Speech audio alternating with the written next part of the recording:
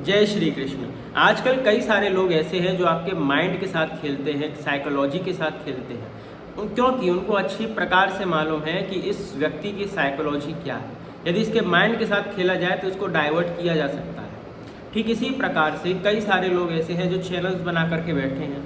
शंकराचार्य जी कुछ कह रहे हैं, हमारे धर्मगुरु कुछ कह रहे हैं और उसको कहीं और से जोड़ दिया, उसका कनेक्शन कहीं और से कनेक्ट कर दिया और लोगों को भटका दिया, डाइवर्ट कर दिया।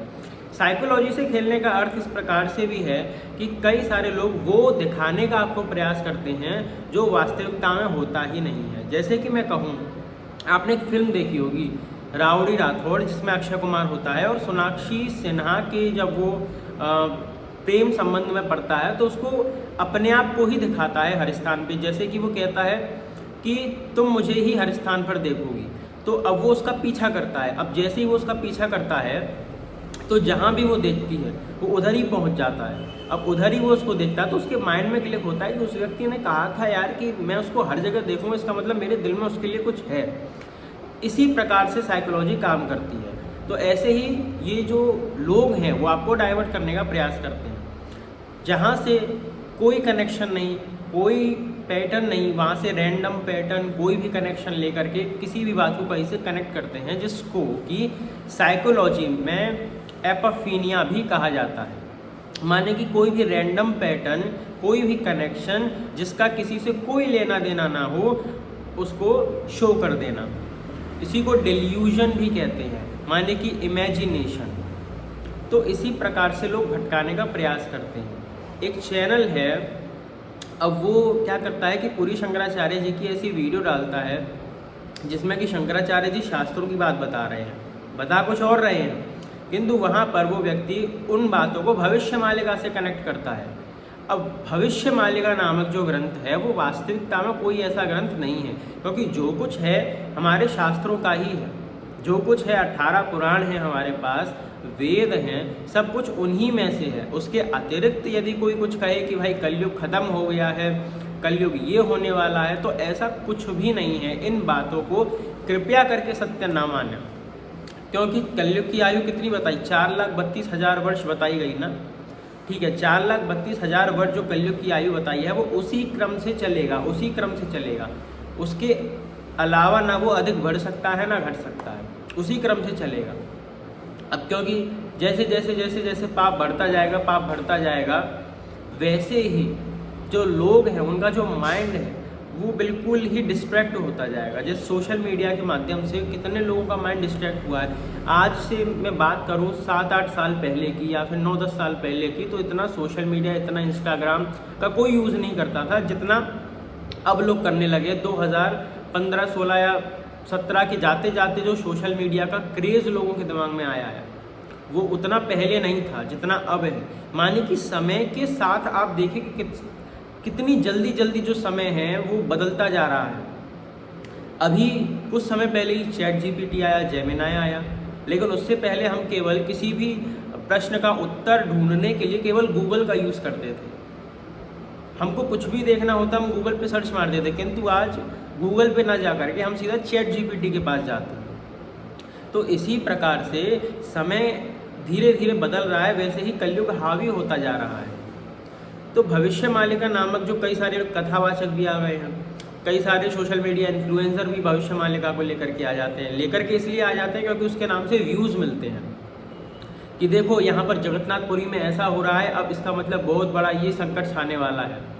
कोई संकट छाने वाला नहीं है, क्योंकि हमारे शास्त्रों में जो बताया है कि भगवान कल की इस समय अवतार लेंगे और इस समय पर ये कार्य होंगे, वही कार्य होंगे। क्योंकि धर्म सम्राट करपात्री जी महाराज ने वेदों का रहस्यों को प्रकट करते समय एक बात कही थी, और उन्होंने कहा था कि शब्दों का अनुगमन घटना करती है, घटना का अनुगमन शब्द नहीं करते। इस बात पे ध्यान दीजिए कि शब्दों का अनुगमन कौन करती है, घटना करती है। माने कि जो लिखे हुए शब्द हैं, जो पहले से लिखा जा चुका है, उसका ही अनुगमन घटना करती है। जैसे कि यदि एक फिल्म बनाई जा रही है तो वहाँ पे स्क्रिप्ट पहले लिखी जा रही है कि इस फिल्म में क्या क्या होगा, क्या क्या डायलॉग्स बोले जाएंगे, क्या क्या एक्शन होगा, क्या क्या परफॉर्मेंस हीरो को देनी है।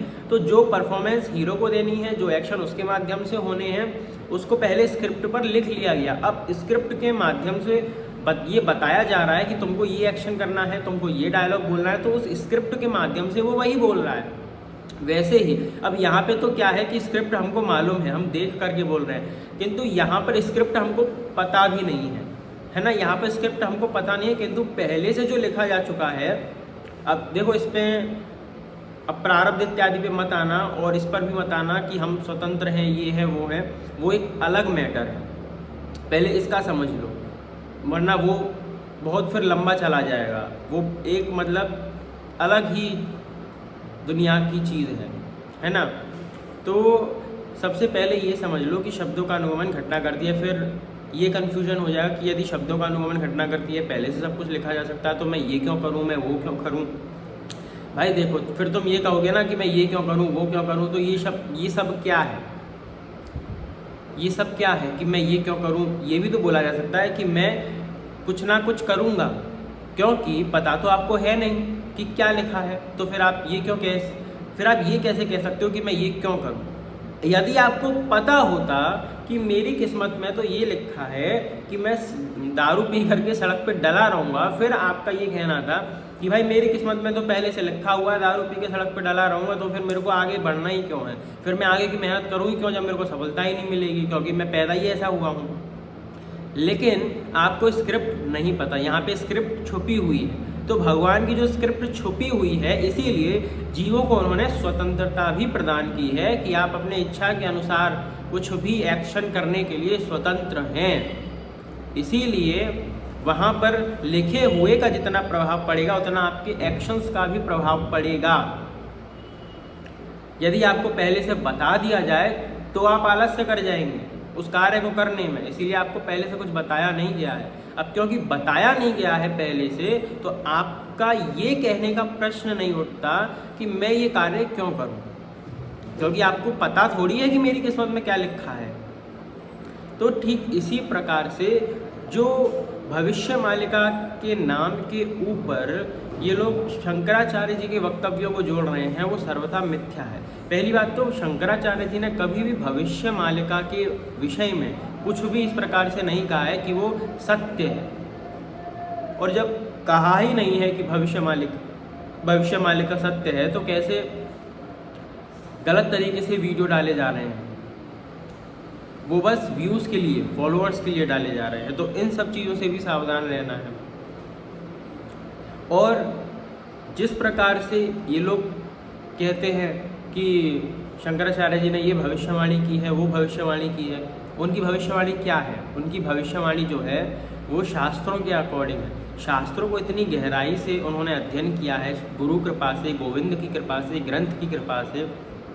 उनके पास वो साहस है, उनके पास वो बल है, उनको वो दूर दृष्टि प्राप्त है, दिव्य दृष्टि प्राप्त है कि उसके बल पर वो भविष्य का अनुमान लगा सकते हैं कि आने वाले भविष्य में क्या होगा।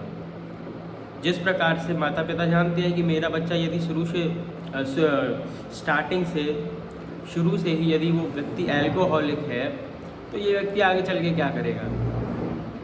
वो अंदाज़ा लगा लेते हैं कि ये भाई एल्कोहलिक, अब ये तो इसी में बर्बाद होगा। तो ठीक इसी प्रकार से उन्होंने भी ये भविष्यवाणी की है कि जिस प्रकार की घटनाएं इस समय कलयुग के अंदर वर्तमान में घट रही हैं, जिस प्रकार से लोग शासन कर रहे हैं राज्य के ऊपर, जिस गलत नीति का लोग प्रयोग कर रहे हैं, उस गलत नीति का परिणाम क्या होगा। जैसे कि रिजर्वेशन दिया, तो रिजर्वेशन के माध्यम से, अब आपको पता है कि रिजर्वेशन के माध्यम से जो योग्यता है उसकी हानि होती है। तो शंकराचार्य जी ने बताया कि योग्यता की हानि होगी और आपस में ईर्ष्या और द्वेष की संभावना अधिक है, वो बढ़ेगी और बढ़ रही है।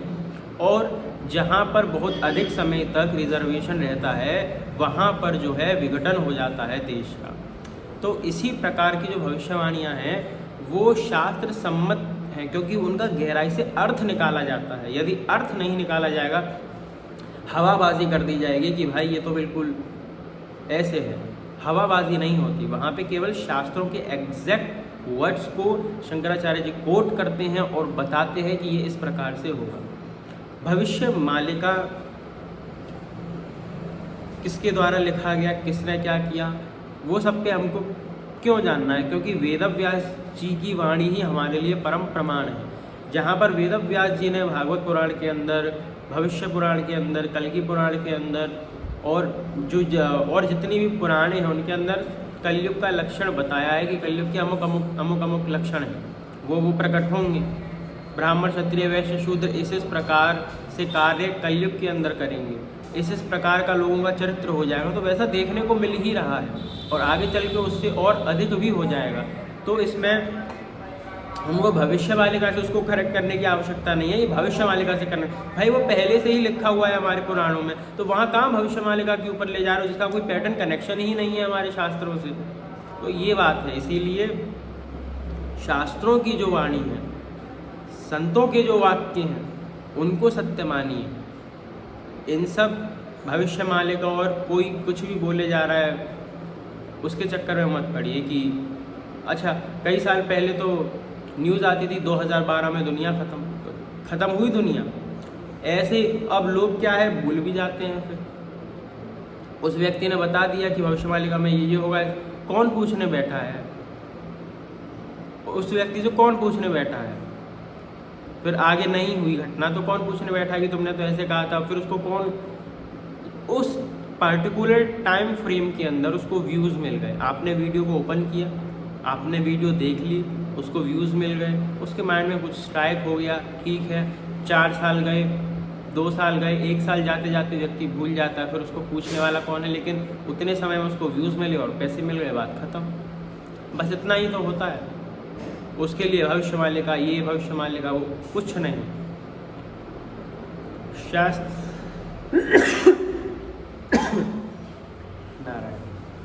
शास्त्रों का अध्ययन कीजिए, उन्हीं से आपको भविष्य का अनुमान हो जाएगा। जय श्री कृष्ण।